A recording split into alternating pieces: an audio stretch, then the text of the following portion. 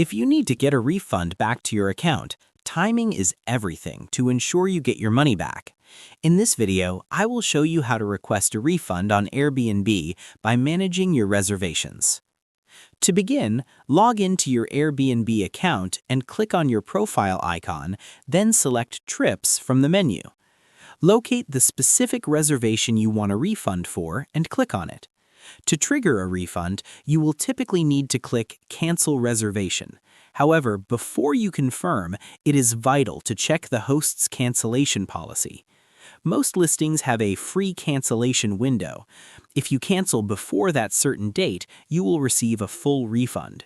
If you have already passed that date, the system may show that you are only eligible for a partial or half refund. Always review the mentioned dates in the policy section before proceeding. Once you understand the refund amount you're eligible for, follow the prompts to cancel the trip. The refund will then be automatically processed back to your original payment method based on those policy rules. That's how you request a refund on Airbnb.